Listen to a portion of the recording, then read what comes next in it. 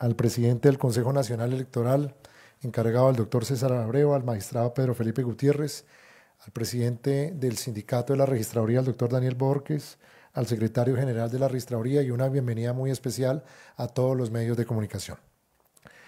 Hemos decidido, de acuerdo a todas las indagaciones que hemos hecho, presentarle al país y a los medios de comunicación lo que hemos encontrado frente a la diferencia entre el preconteo que se presentó el 13 de marzo en la Corporación de Senado de la República frente a los escrutinios que avanzan y los resultados que hemos dado de manera oficial.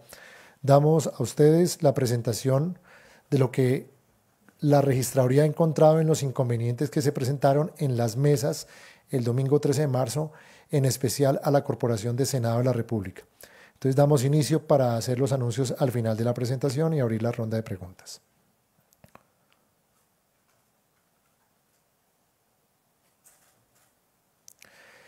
Estos datos son muy importantes porque van a dar claridad a noticias que se manifestaron en los últimos días frente a los jurados de votación. Dato importante, fueron elegidos o fueron designados como jurados de votación en el país 727.823 jurados de votación que fueron designados para el Congreso de la República, de los cuales, de acuerdo a la postulación, los partidos fueron asignados de estos 727.000, 31.875 jurados que fueron asignados directamente por las agrupaciones políticas. Los demás eran de los sectores de estudiantes universitarios de universidades privadas y públicas, e igualmente empleados de empresas privadas, empleados oficiales y docentes. Para aclarar, de esos 727.823, el 80.54 fueron capacitados, certificados. Estamos hablando de un total de 578.615. Esto aclara, ante la información que no se habían capacitado los jurados, el 80.54 de los jurados fueron capacitados en todo el territorio del país, para un total de 112.009 mesas que se aplicaron en el territorio nacional. Quería presentar ante los medios de comunicación y ante la ciudadanía el cuadro en el cual muestra los sectores de los partidos y movimientos políticos que fueron asignados a las mesas. Ahí podemos ver que la Unión Patriótica Colombia Humana, Partido Conservador, de la U, Cambio Radical y todos los partidos tuvieron presencia en las mesas del país. También damos a ustedes el porcentaje de capacitación a los jurados de votación por departamento. Esta información será pública, se va a entregar a los medios de comunicación y a toda la ciudadanía. Estamos transmitiendo esta rueda de prensa a través también de nuestras redes sociales para que todo el contenido que está acá expuesto pueda verse en cualquier parte del país. Estos son los porcentajes de capacitación, lo cual aclara que los jurados sí fueron capacitados en debida forma, casi en un 80% del país. ¿Cómo hicimos la capacitación? Primero hicimos prácticas teóricas a través de plataformas digitales, prácticas presenciales de 80 minutos, explicando todos los formularios de las mesas, explicando el diligenciamiento de los formularios, pero sobre todo haciendo capacitación idónea por parte de personal de la registraduría que cuenta con la experticia durante muchos años. Entonces, arrancamos en teoría, arrancamos en práctica y también hicimos, por favor, capacitaciones directas. Los jurados que no pudieron asistir, se les entregó el material por vía digital y virtual. Nosotros creamos unos portales de capacitación para que el que no pudo asistir a la capacitación pudiera tener el acceso a todo el material y pudiera estudiarlo. ¿Qué quiere decir? El 80% de los jurados está certificado y estuvieron certificados en la jornada electoral. Continuemos. Se le enviaron a todos los correos, a pesar de que se capacitó a los jurados, aún así cada uno tenía el material para que tuviera consulta y también fuera repasando para llegar el domingo 13 de marzo. Se creó el Sistema Integral de Capacitación Electoral. Este portal fue de manera permanente. ¿Qué quiere decir esto? Que los jurados, muy a pesar de que se hayan capacitado, tenían acceso para seguir estudiando dentro de las plataformas digitales de la registraduría. Y algo para ir entrando en materia del resultado que tenemos final de las indagaciones que hemos hecho. Muy a pesar de que la casilla de los votos no preferente, había un formulario especial, donde ustedes pueden decir ahí la leyenda muy importante, donde le resaltaba a los jurados de votación que había que tener mucha cautela, pero sobre todo debían analizar al momento de diligenciar los votos de las listas no preferentes, tener en cuenta el diligenciamiento especial. Este anuncio estaba en todas las mesas del país, es decir, los jurados no solo tenían la capacitación, sino dentro del manual que tenían en la mesa estaba el señalamiento que tuvieran precaución y sobre todo que tuvieran mucho cuidado al momento de ubicar las votaciones de las listas no preferentes. Esto todo se puede constatar y está certificado que en todas las mesas del país estaba esta advertencia y este formulario. Además de eso, en todas las mesas de votación había el material pedagógico para el diligenciamiento, una cartilla didáctica que fue revisada, donde prácticamente se le decía a los jurados cómo tenía que instalar la mesa, e igualmente cómo tenía que hacer el escrutinio de mesa pasada a las 4 de la tarde. Testigos electorales. Para información de la ciudadanía y de los medios de comunicación, llegamos a una cifra de 362.847 testigos electorales. ¿Qué nos da esta cifra?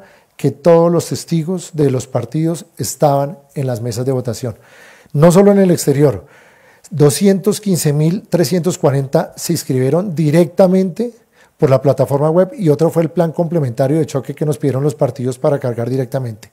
La cifra que estamos dando es oficial, 362.847 jurados hubo el 13 de marzo, donde demuestra que hubo control también sobre las mesas de votación por parte de los partidos políticos. Vamos a mostrar de qué cantidad.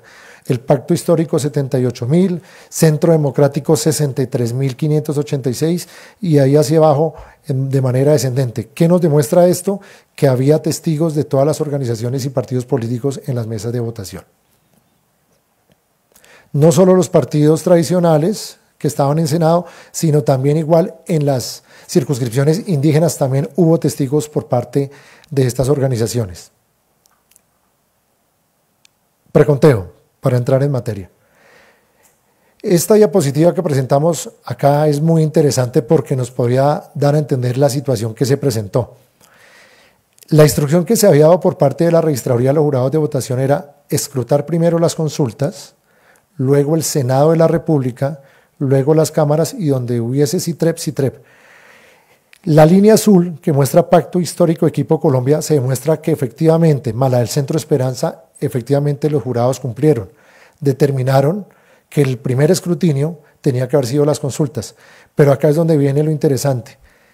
La línea amarilla, la de cámara, sale como tercera. ¿Qué quiere decir eso? Que los jurados de votación no escrutaron primero el Senado, escrutaron primero las cámaras y dejaron para el final el Senado. Este tema es muy importante porque acá nos estamos dando por horas. Lo que nos arrojó la analítica y lo que recogimos la información en todo el país es que el Senado empezó casi a las 7 de la noche a ser escrutado. Hacia las 5, cuando terminaron, arrancaron fue con las cámaras de representantes y luego arrancaron con el Senado. ¿Qué quiere decir eso? Que el Senado terminó casi escrutándose hasta las 11:30 de la noche. Eso podía explicar algo de la diferencia entre el preconteo y el escrutinio que se está dando, pero este dato ya es oficial. Los jurados de votación escrutaron primero consultas y luego las cámaras y dejaron para el Senado de la República al final casi de la noche. Continuemos. Estas son unas proyecciones que hemos hecho para los medios de comunicación, donde mostramos las diferencias entre el preconteo y el escrutinio y por qué se llega a que no se reporten muchas mesas en el preconteo. Por favor. Tenemos 112.900 mesas, de las cuales ya han sido escrutadas 110.761. Ya se puede decir que está al 100% del escrutinio de las mesas en Colombia. Falta por escrutar por parte del Consejo Nacional Electoral el material que llega del exterior. Esto es la proyección que tenemos para el escrutinio al día de hoy. Y vamos con los datos que hemos encontrado. Los formularios C14. ¿Dónde hemos encontrado que se presentó el problema real? Avancemos con esta, por favor. Primero, el formulario E14 que usó la registraduría es el mismo formulario que se usa en todas las elecciones de Senado, Nosotros no hicimos ninguna variación, sino mantuvimos la tradición y sobre todo lo que ordena el Código Electoral, el E14 de los 3 cuerpos, el de delegados, el de claveros que va a la bolsa y el de transmisión. Nos preguntaban por qué la ubicación del pacto histórico quedó ahí, y no voy a hablar solo del pacto, voy a hablar de las listas no preferentes. El sistema asigna de acuerdo a la posición de la tarjeta electoral. A la derecha ustedes se pueden dar cuenta cómo quedó sorteado en su momento la tarjeta electoral. Y en su momento el pacto histórico definitiva ocupó la última casilla de voto no preferente con los demás listas. ¿Qué hace eso? El sistema no puede cambiar ni variar el orden de las mismas listas de la tarjeta electoral que fue sorteada. ¿Qué quiere decir eso? Si vemos ya a la izquierda, se darán cuenta que, por ejemplo, el Partido Liberal, abajo hay otras 2 listas de votos no preferentes. ¿Qué quiere decir eso? Que no es discrecionalidad en este sentido ubicar nosotros las casillas de los votos no preferentes. El sistema tampoco puede partir una lista de voto preferente. ¿Qué quiere decir eso? Si son 100 candidatos, un formulario 14 no puede quedar 50 números en una hoja y los otros 50 en otra. El mismo sistema ubica la casilla de las listas de voto preferente y en los espacios restantes que quedan, si continúa una lista de voto no preferente, es incluida. Si se dan cuenta, tenemos el Movimiento de Salvación Nacional, abajo el Partido Liberal y también el de Gente Nueva. Lo mismo que pasa en el partido de la U, que terminaba la lista de voto preferente y automáticamente el sistema en el E14 por el orden de la tarjeta asignaba el pacto histórico. No estamos hablando de que se escondió la casilla y mucho menos o que la casilla fuera pequeña, es la misma casilla y tamaño para todas. Un dato importante, ¿cuántos cuadros tiene ese formulario de E14? 6.450 cuadros. Continuemos para explicar el E14. Y en Senado Nacional, como se dan cuenta que es un E14 más pequeño, están las listas de votos no preferentes y preferente. En este caso, las casillas incluían voto preferente del E14 y ponían los números, el sistema, a las listas que eran preferentes, 201, por ejemplo, el PIC. Entonces, el orden no lo da directamente la discrecionalidad de la registraduría. El mismo sorteo de la tarjeta electoral es el que se incluye en el mismo formulario E14 que se ha dado durante los últimos años. Continuemos. Quiero poner acá ejemplos, por ejemplo, de Cámara de Representantes en el Guaviare, en Arauca, donde se pueden dar cuenta que el mismo sistema o la misma organización también se da para las cámaras de representantes. No es un tema de diferenciación entre Senado y Cámara. El orden de las tarjetas da el orden del formulario E14. Con ese sentido, explicamos la ubicación que se dio de acuerdo a la tarjeta electoral y que no fue discrecional de la registraduría ubicar las listas de voto no preferente en lugares pequeños. Es por la misma dinámica de la tarjeta electoral que queda en el formulario E14. Acá tenemos el otro ejemplo de Putumayo. El mismo sentido, la ubicación de los formularios es de acuerdo al sorteo de la tarjeta electoral. Continuemos.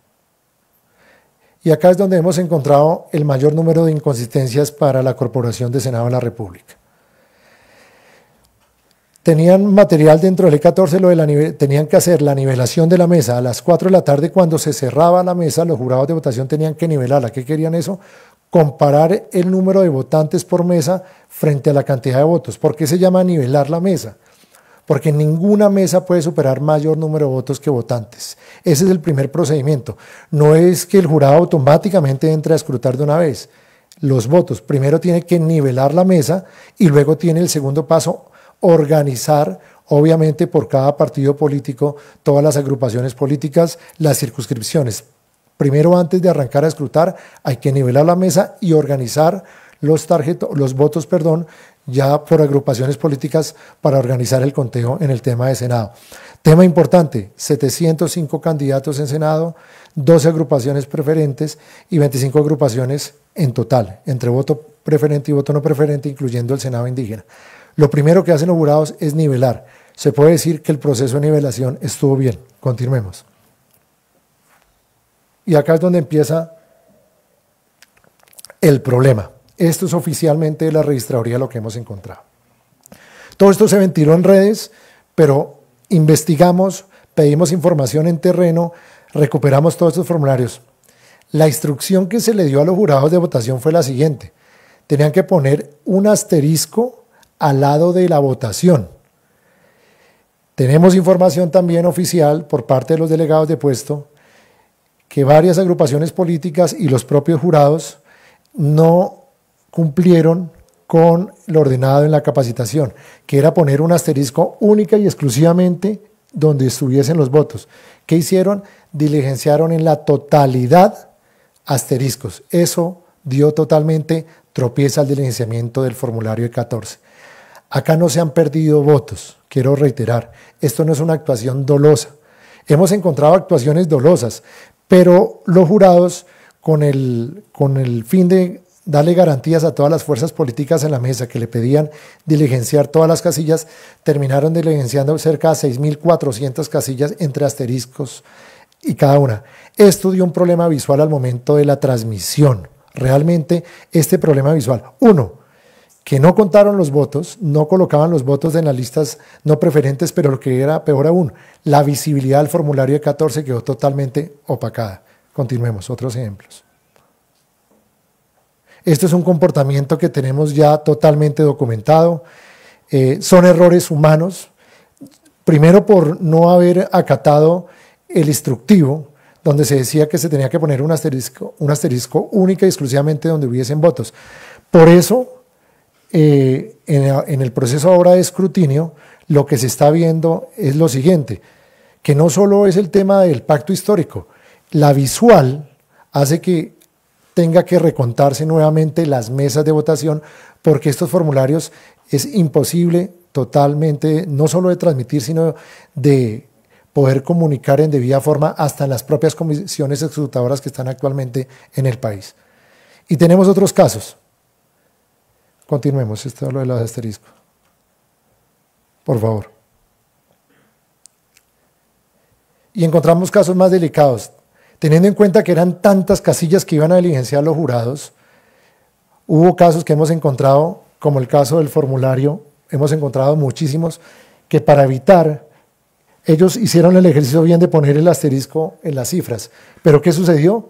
Porque era el cansancio normal de los jurados, prefirieron rayar los formularios y todo esto se transmite de manera digitalizada y en voz a voz. ¿Qué sucedió? Estos errores no se presentaron en cámara, ni en la consulta interpartidista. Lo hemos detectado única y exclusivamente en el Senado de la República. Continuemos para mostrar otros. Entonces, rayaron y hemos encontrado casos, pues obviamente como de preocupación de actitud dolosa, que hubo rayo y hasta en los mismos casillas donde aparecían los votos.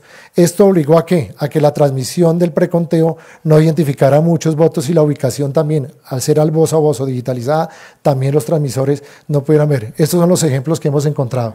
Tachaduras constantes en los formularios y esto genera imprecisiones frente al preconteo. No frente a los votos, porque los votos están en custodia. Lo que quiero dar tranquilidad es que los votos están. Independiente del mal diligenciamiento de los formularios, todo esto acarrió que la transmisión tuviera inconveniente en transmitir no solo las mesas del pacto histórico, sino de varios partidos. Esto no es un tema solo exclusivamente del pacto histórico. Pero quiero dejar algo claro el día de hoy. Todo esto se pudo detectar, continuemos por favor, de acuerdo al plan de garantías y a toda la información que nosotros ubicamos en tiempo real. El preconteo, los archivos planos. Han preguntado de cómo hicieron los partidos para darse cuenta que venían en el preconteo mesas en cero. Y hay que decir la verdad, fue por la misma información que entregaba la registraduría a los partidos. Acá nunca se ocultó nada. Al contrario, las alertas se encendieron fue por la propia información que dio la registraduría el propio domingo 13 de marzo. Primero porque entregamos los archivos del preconteo a todos los partidos políticos. Y los propios partidos identificaron fue cuáles eran las mesas que les llegaban en cero. Pero también digitalizamos todos los formularios. ¿Qué quiso decir eso? Que además de reportar el preconteo, tuvieron acceso desde el propio domingo 13 de marzo a todas las actas. No fue, yo tengo que decirlo, no fue únicamente el trabajo de control electoral que se hicieron en las mesas. fue que toda la información estaba con acceso directo y público a todos los partidos y a todos los ciudadanos en la página. Logramos digitalizar cerca del 97% de actas. Es decir, los errores que están viendo ustedes acá y lo que se ha visto en redes es información que hemos nosotros hecho pública desde el propio domingo 13 de marzo. Y además de eso, en el escrutinio, cada vez que termina un escrutinio, estamos subiendo la información de cómo termina cada municipio a nivel Colombia. Es decir, la información ha sido pública y constante, no se ha ocultado absolutamente nada, y el control que han podido hacer los partidos y la ciudadanía ha sido gracias a que la información ha sido pública y todos los archivos se han entregado a través de los portales, pero también acceso directo a los partidos políticos.